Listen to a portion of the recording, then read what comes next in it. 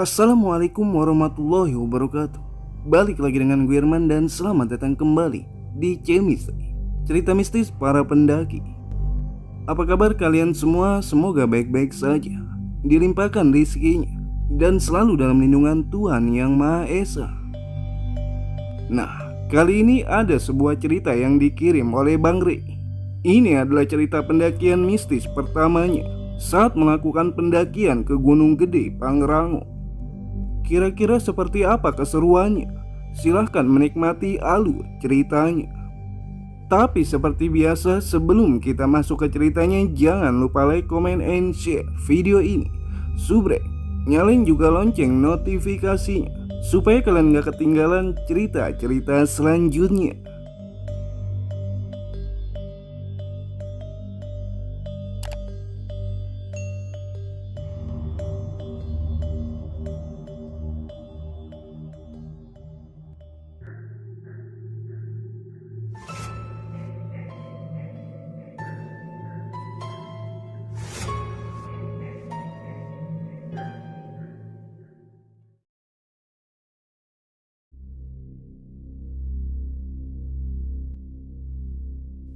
Pendakian pertama di tahun 1996 ke Gunung Gede Pangrango.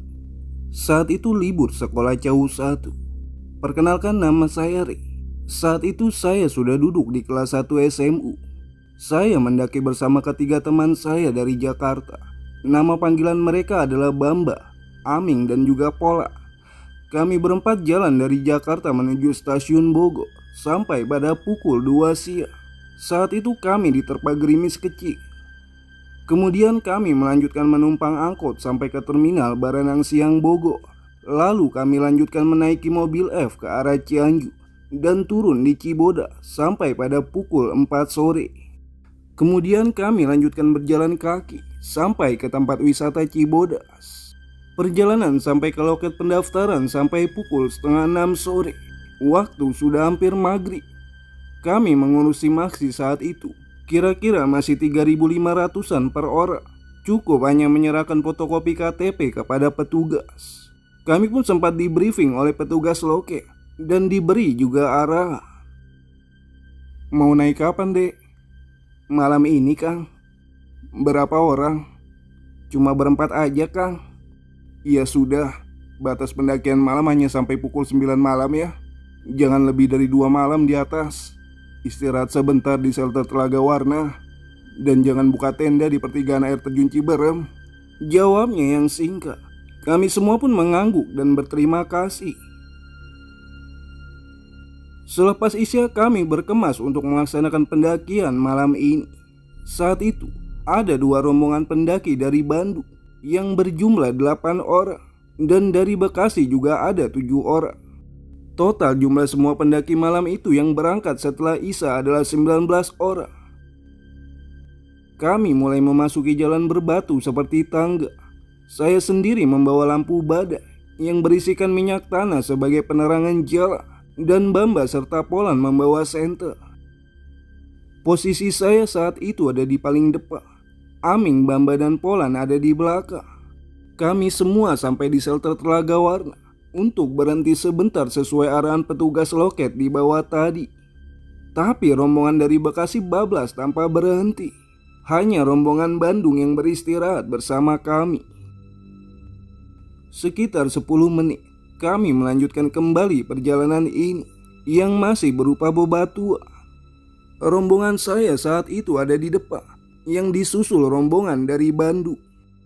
Dan tanpa terasa masuk ke rawa-rawa yang banyak bebatuan dan juga air mengalir semata kaki kami. Jalannya begitu licin. Sekarang sudah dibangun jembatan. Kami pun melewatinya tanpa ada gangguan sama sekali. Di sebelah kanan kami ada suara air yang terdengar jelas selama pendakian ini. Dan tanpa terasa kami memasuki shelter pertigaan. Rombongan saya pun berhenti sejenak menunggu datangnya rombongan Bandung. Dan sekitar 10 menit mereka pun datang dan beristirahat. Kami sedikit bersenda gurau di shelter tersebut. Dan disinilah awal keganjilan dimulai. Saat kami sedang bersenda gurau, tiba-tiba Rombongan Bekasi datang dari arah belakang kami, sembari berlari-larian seperti ketakutan. Kami yang dari tadi duduk sedikit terkejut melihatnya. Bukannya mereka tadi jalan duluan ya, saat di shelter Telaga Warna? Kemudian Dodi dan juga Alfi, rombongan dari Bandung, bertanya kepada mereka. Aya naon? Tanya Dodi kepada rombongan Bekasi. Tapi mereka tidak menjawab, malah langsung duduk merapat di tengah-tengah kami. Kami semua pun memperhatikan rombongan Bekasi, tapi belum sempat kami bertanya. Dari arah belakang kami duduk antara pertigaan tersebut, terlihat ada sosok perempuan tinggi bungkuk yang memegang tongkat berjarak 15 meter dari kami. Kami semua pun diam sejenak. Kemudian teman saya Polan berteriak, "Yuk lanjut jalan." Saya dan ketiga teman saya pun bangun karena merasa ada yang tidak beres. Kemudian diikuti dengan rombongan dari Bandung dan juga Bekasi. Saat itu terjadi salip menyalip antara rombongan kami saat perjalanan menuju air panas. Sampai tak terasa kami semua menemukan shelter yang atapnya rubuh.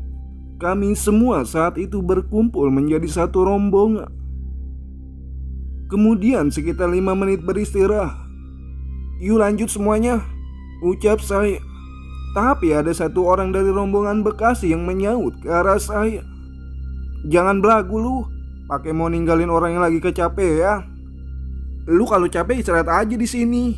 Gue mau lanjut sampai air panas," ucap saya tanpa melihat siapa orang yang menyaut ke arah saya, karena tak terlihat di balik gelapnya malam ini. Kemudian tanpa terasa, sudah masuk pukul 12:30 dini hari. Anggota rombongan saya semua pun masuk ke shelter air panas. Terdapat sebuah menara berdiri sebelum menyeberangi air panas malam itu.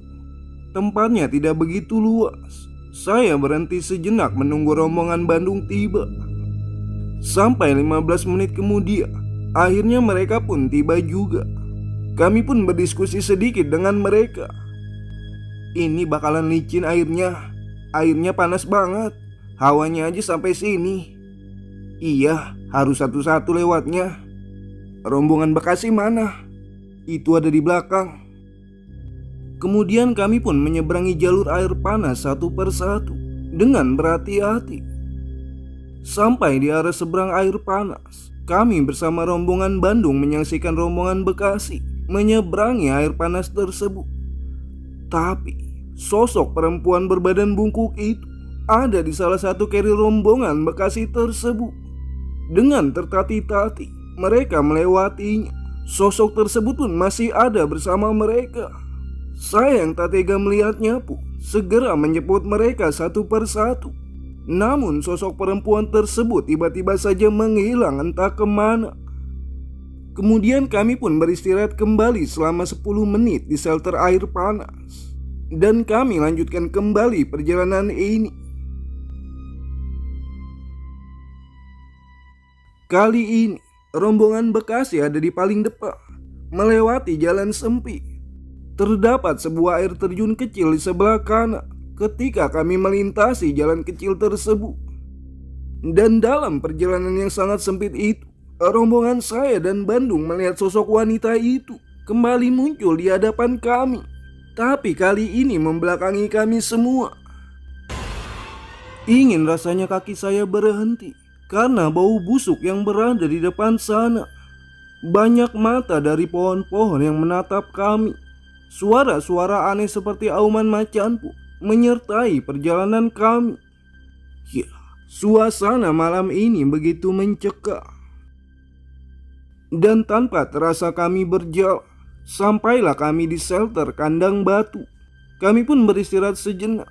Tapi lagi-lagi rombongan Bekasi bablas meninggalkan kami dan masih diikuti oleh sosok perempuan tersebut. Saya pun masih deg-degan saat itu. Kemudian Ami yang sedari awal pendakian hanya terdiam, tiba-tiba tertawa lirih seperti anak kecil dan berbicara ke arah kami semua. "Kalian tidak akan sampai dan tidak akan bisa pulang," ucapnya. Sontak kami semua pun panik. Ya, Aming kesurupan. Saya pun langsung memegang tubuhnya, kemudian langsung membantingnya ke tanah. Sementara Polan dan Bamba memencet jari kaki Aming kanan dan kiri. Saya kemudian membisikkan bacaan-bacaan yang saya bisa di telinga Aming. Kemudian rombongan Bandung pun menolong kami dengan membantu baca-bacaan. Dan sekitar 15 menit, Aming pun tersadar dan berbicara. Kita jangan berhenti di sini. Kita sudah dikepung. Saya pun langsung menampar pipi kanannya Aming. Kemudian Aming merintih. Apa-apaan sih? Alhamdulillah. Ya, tandanya Aming sudah tidak kesurupan lagi. Tapi ia masih meracau. Yuk jalan semuanya. Tempat ini gak aman. Akhirnya kami semua pun bergerak kembali. Sampai tak terasa sudah masuk ke tanjakan Seta. Proses menaikinya begitu menyiksa karena lokasinya terjal dan juga curam. Hanya ada tali seling besi dan beberapa tali webi. Waktu kala itu sudah menunjukkan pukul 4 subuh. Kami semua pun berkumpul di atas tanjakan Seta. Kemudian 5 menit kami beristirahat. Perjalanan dilanjutkan kembali. Kali ini pepohonan sudah rindang-rindang. Tapi medan yang kami tempuh banyak melalui akar-akar pepohonan di pelintasan. Dan sekitar 15 menit kami berjalan, langkah kami kembali terhenti. Lagi-lagi Aming meracau tak jelas. Jangan ganggu gua, jangan ganggu gua. Polan yang ada di dekatnya pun langsung menenangkannya. Ming, nyebut-nyebut, ucapnya sembari menutup matanya dengan usapan. Kemudian seketika Aming pun tersadar kembali. Posisi rombongan saya saat itu ada di belakang dan rombongan Bandung ada di depan. Kami pun berdiskusi sedikit bahwa teman saya sering meracau. Ada baiknya dia ada di bagian tengah saja supaya bisa saling mengawal. Setelah sepakat, kami pun melanjutkan kembali perjalanan ini. Sampai akhirnya kami bertemu dengan persimpangan antara kalau ke kanan puncak Pangrango, lurus ke puncak Gede, sementara ke kiri melipir sedikit ke arah kawah Gunung Gede. Kami pun kembali beristirahat sejenak saat itu. Namun, dari kejauhan di bawah sana, nampak lampu-lampu senter bergerak ke arah kami. Ternyata itu rombongan dari Bekasi. Kami semua pun terdiam. Kenapa mereka ada di belakang kami lagi? Bukankah mereka tadi bablas dari air panas? Saya pun tak menghiraukannya karena sudah sangat kelelahan. Namun tiba-tiba suasana pun menjadi hening di lokasi tersebut. Saya pun memandangi teman-teman rombongan Bandung dan juga Bekasi. Mereka seperti patung yang menunduk. Kemudian saya pun menoleh ke arah atas di persimpangan jalan bercabang 3 tersebut. Saat itu terlihat sosok wanita bungkuk bertongkat berdiri mengambang memandangi kami dengan tatapan kesal dan bermata merah. Kami semua pun terdiam tak berbicara sepatah kata pun. Mungkin sekitar 10 menitan kami terdiam. Kemudian tiba-tiba ada 2 orang pendaki yang turun dari arah kanan kami. Wajahnya begitu lusuh, pakaiannya begitu aneh, memakai ransel era 80-an yang masih ada besinya di bagian belakang. Mereka menunduk dan menerabas perempuan bungkuk tersebut tanpa berbicara sepatah kata pun. Kemudian kedua pendaki itu memasuki arah puncak Gunung Gede. Dan tiba-tiba sosok wanita bungkuk tersebut sudah hilang dari pandangan kami semua. Seketika kami semua pun seperti tersadar. Dan tanpa basa-basi, saya pun berdiri dan langsung berjalan ke atas, mengikuti arah 2 pendaki tersebut, yang kemudian diikuti semua rombongan kami. Sementara waktu sudah masuk pukul 5 subuh, warna langit pun mulai terlihat memerah. Saya dan rombongan pun sampai di sebuah batu besar. Dengan sisi kiri bawahnya adalah kawah Gunung Gede. Tapi sosok 2 pendaki itu sudah tak ada. Saya pun sampai setengah berlari mencari kemana kedua pendaki tersebut. Namun mereka sudah menghilang, bak seperti hilang di telan kabut tipis.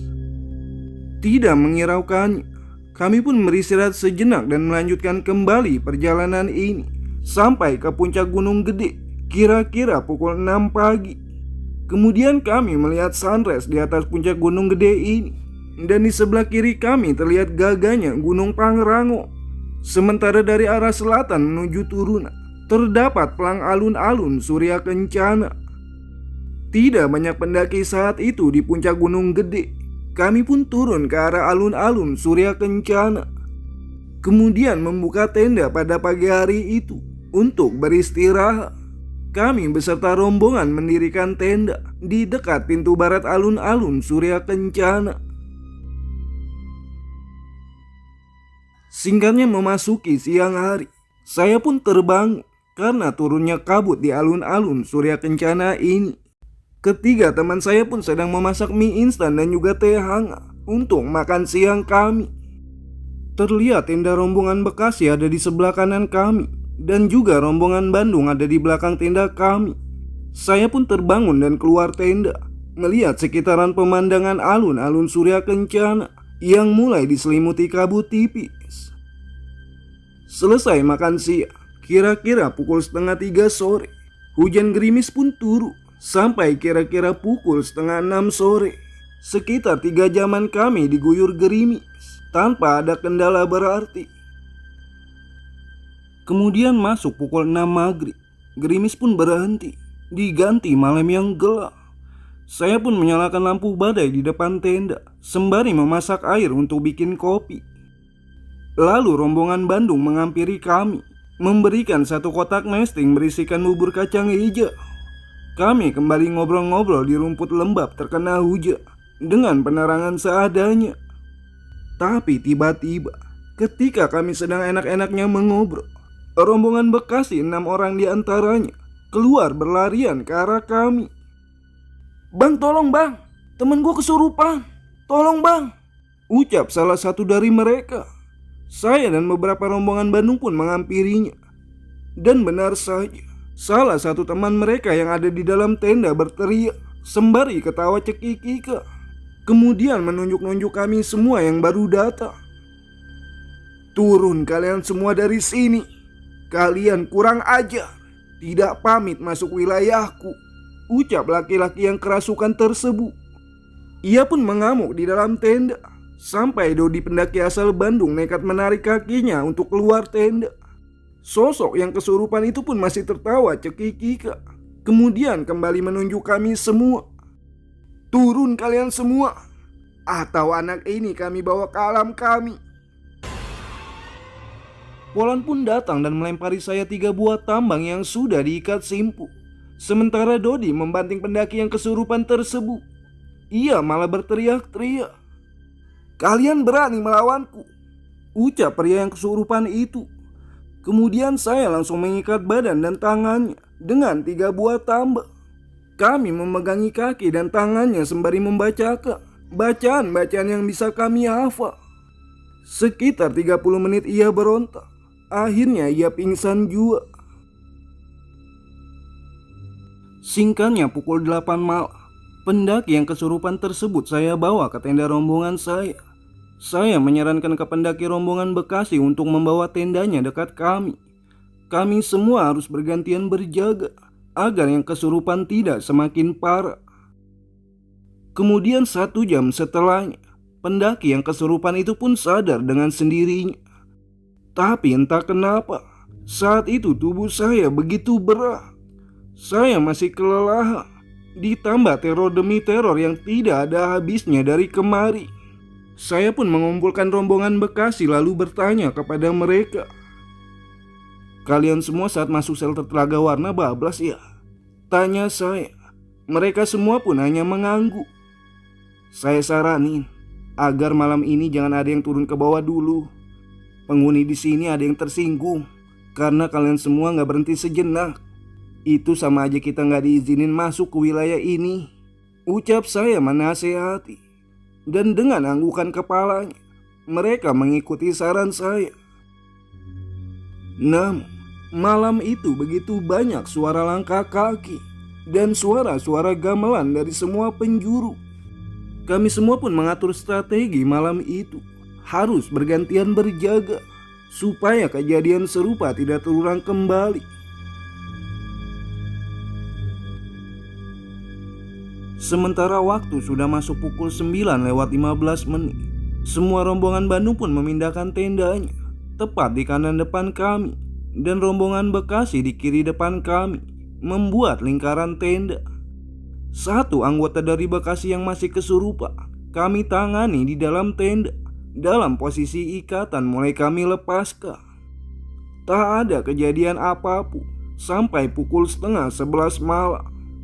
Tiba-tiba Aming, teman perjalananku, berdiri sembari bertolak pinggang seperti menantang kami semua sembari tertawa kencang.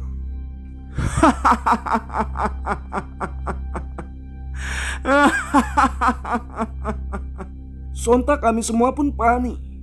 Bamba pun keadaannya mulai menurun karena terkena hipotermia, dan rombongan Bekasi yang kesurupan mulai kerasukan lagi.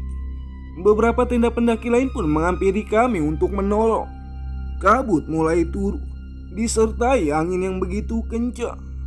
Aming pun masih meronta-ronta, sementara Bamba ditolong oleh pendaki lain karena hipotermia, serta pendaki Bekasi dipegang oleh beberapa pendaki dari Bandung. Suasana begitu mencekam malam itu. Beberapa pendaki pun menghampiri tenda kami untuk menolong karena kami begitu kewalahan. Jeritan dan tertawa Aming begitu memekakan telinga kami, membuat mental kami down. Berbagai usaha dan upaya kami lakukan, namun tidak membuahkan hasil. Hampir 1 jam ketiga teman kami mengalami kerasukan juga hipotermia. Tiba-tiba dari belakang Polan menepuk pundak saya dan menunjuk ke arah 2 orang pendaki yang kemarin bertemu di pertigaan. Kami pun hanya saling pandang dan menatap kembali kedua pendaki tersebut yang ada di antara para pendaki lain yang menolong teman kami. Kemudian kedua pendaki tersebut pun menghampiri kami. Wajahnya pucat pasi, masih menggunakan setelan pakaian yang sama, juga ransel era 80-an. Kemudian salah satunya pun berdiri di sebelah saya sembari melihat lirik Aming yang berteriak-teriak. Kemudian Aming pun langsung terdiam lalu pingsan. Lalu satu pendaki lainnya mendekati rombongan Bekasi yang kerasukan juga. Tak lama kemudian pun hening dan juga pingsan. Sementara Bamba mulai tersadar dari hipotermia dan mulai bisa menggerakkan tangan dan kakinya kembali. Lalu satu pendaki yang berdiri di samping saya berbicara dengan suara parah. "Kalian semua harus turun dari gunung ini. Kalian sudah dikepung. Penghuni gunung ini marah kepada salah satu teman kalian yang berbuat kurang ajar. Nanti kamu akan tahu siapa orangnya saat menuruni simpang Malebel." Ucapnya. Seketika pendaki tersebut pun berjalan ke arah depan, lalu menerabas beberapa pendaki yang masih sibuk menolong teman kami. Kemudian Polan memanggil Alvin dan juga Dodi. Kami berbicara berempat untuk merencanakan turun via Gunung Putri. Tapi Dodi menolaknya dengan alasan ini sudah malam. Namun Alvin setuju dengan saya dan juga Polan. Akhirnya dengan bujuk rayu kami pun bisa meyakinkan Dodi karena ada sesuatu yang tidak bisa kami utarakan kalau masih berada di tempat ini. Kemudian pukul 12:30 dini hari, kami semua pun berkemas barang-barang kami. Kemudian saya pun di briefing oleh Dodi dan juga Alfi bahwa malam ini kami semua harus turun. Apapun yang terjadi, semua tidak boleh berpencar. Dan setelah keadaan Aming, Bamba dan pendaki Bekasi mulai pulih, tepat pukul 1 dini hari, kami pun bergerak menuju pintu timur alun-alun Surya Kencana yang diiringi oleh angin kencang dan juga terang bulan saat itu. Perlu diingat, dalam perjalanan menuju pintu timur alun-alun Surya Kencana, kami dikawal suara burung gagak yang bersaut-sautan. Entah berada di mana burung tersebut, yang pasti kami semua mendengarnya. Hampir 40 menit kami tiba di pintu timur. Kami pun kembali beristirahat sebentar 5 menit untuk minum. Kemudian kami bergerak turun dengan jalan landai. Lalu ketika kami turun menuju pos 4, kami mulai ditemui lagi perjalanan yang penuh akar pohon dan juga pastinya curam, serta jalan yang sempit. Berbeda sekali dengan jalur via Cibodas. Sampai pukul 2:30 dini hari, kami pun tiba di pos 4. Kami berhenti sejenak karena ada 2 jalur jalan yang bercabang di hadapan kami. Seketika rombongan dari Bekasi pun mendahului kami. Kalau tidak salah ingat, nama ketua rombongannya adalah Wedi. Ia berkata sompral ketika melewati saya.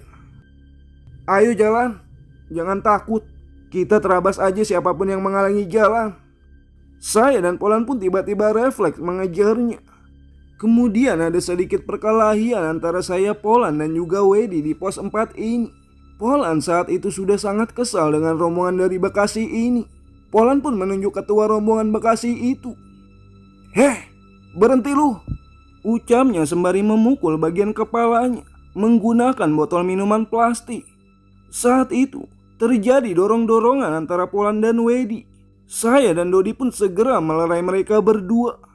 Lalu Wedi pun berkata kasar ke arah kami semua. "Tai lu semua, maju semua sini lu, kagak takut gua." Merasa ditantang, seketika Dodi pun langsung mencekik dan membanting Wedi ke arah tanah. Tubuhnya terkena sebuah akar. Ia pun meringis kesakitan. Polan saat itu pun mengeluarkan pisau belati, hampir saja menusuk Wedi saat itu. Kalau tidak cepat saya menahannya. Gerimis pun turun saat itu. Tiba-tiba ada suara perempuan tertawa di sebalik pepohonan. Suara yang kami kenal saat kami memulai pendakian kemari. Ya, sosok tersebut menampakkan dirinya di sela-sela pepohonan. Kali ini tidak hanya perempuan memegang tongkat yang menghadang kami, tapi ada wanita berjubah putih. Seorang anak kecil dengan lengannya panjang sampai ke tanah. Sosok kakek tua, juga sosok nenek tua yang memakai tusuk konde. Semua yang berada di lokasi tersebut melihatnya, karena arah senter mereka menerangi arah ke bawah. Sementara gerimis pun masih mengguyur kami di pos tersebut.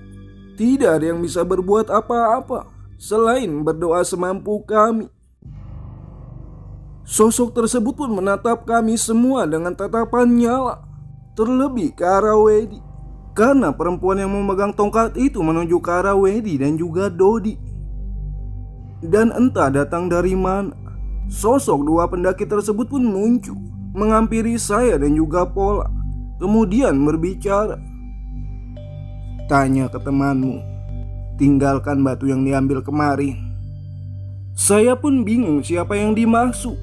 Kemudian Polan memberi kode ke saya, ke arah Wedi dan juga Dodi. Saya dengan kondisi yang masih ketakutan menghampiri mereka berdua, dengan masih ditatap sosok yang marah ke arah kami.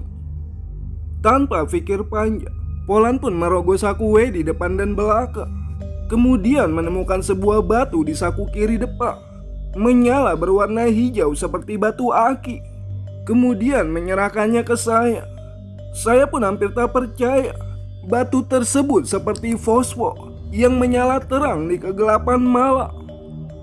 Kemudian kedua pendaki misterius itu pun mendekati saya, lalu mengambil batu tersebut dan turun mendekati sosok-sosok yang berwajah marah itu. Seketika sosok-sosok tersebut pun menghilang satu persatu dari tatapan kami. Saya pun lekas membangunkan Wedi yang masih meringis kesakitan. Wedi pun hanya terdiam kala itu. Kami membantu mendirikannya. Kemudian Bamba memberikan 3 buah tali ke arah saya, ikat ke tas kami semua. Dan rombongan Bandung pun mengeluarkan tali tenda pramuka untuk mengikuti arahan dari Bamba. Tujuannya agar kami semua tidak berpencak saat akan jalan turun. Sementara waktu tak terasa sudah pukul 3 dini hari. Dari jam Polan yang kacanya retak diterangi senter Dodi. "Sekarang bagaimana? Kita turun," ucap Dodi kala itu. Saya pun mengangguk dengan posisi paling depan. Saya tidak tahu medan turunnya bagaimana, karena baru pertama kali melalui jalur Putri ini. Sampai pukul 4 dini hari, kami tiba di pos 3. tanpa adanya kendala berarti. Kemudian kami melanjutkan kembali perjalanan ini, bablas sampai melewati pos 2. Kemudian tiba di pos 1. Terdapat sebuah rumah panggung. Sementara hari mulai terang, kami semua pun beristirahat sejenak 10 menitan. Niatnya untuk memasak air untuk mendinginkan perut, tapi ditolak oleh Pola. Kami semua pun akhirnya menuruni sebuah turunan terjal. Ada sebuah sungai kecil yang membentang. Terlihat pula ladang-ladang petani milik warga setempat. Kami pun bablas sampai ke lokasi sebuah rumah tempat si Maksi. Terdapat 3 orang yang berjaga di tempat itu. Kami pun melaporkan diri dengan membawa surat jalan dari Cibodas dan juga sampah dari atas. Semua pun berkumpul di pos tersebut. Saat itu sudah pukul 7 pagi. Singkatnya kami pun pamit kepada penjaga pos si Maksi. Kemudian menuruni jalan berbatu menuju bawah. Banyak warung-warung di sekitaran warga. Kami beristirahat, mencari sebuah musola milik warga untuk bersih-bersih tubuh. Kemudian siangnya, kami semua pun berjalan kaki menuju pasar Cipanas untuk kembali ke rumah masing-masing. Di dalam perjalanan dari basecamp Gunung Putri, saya, Polan dan juga Dodi mencecer Wedi. Sebenarnya apa yang ia lakukan sampai bisa membawa batu di sakunya? Dan menurut pengakuannya, sebelum memasuki shelter Telaga Warna, Dodi sempat buang air kecil di sebalik pohon. Kemudian menemukan batu yang menyala dan langsung diambilnya. Ya, ternyata itu alasannya kenapa kami 19 orang selalu diteror terus-menerus di sepanjang perjalanan mendaki sampai turun.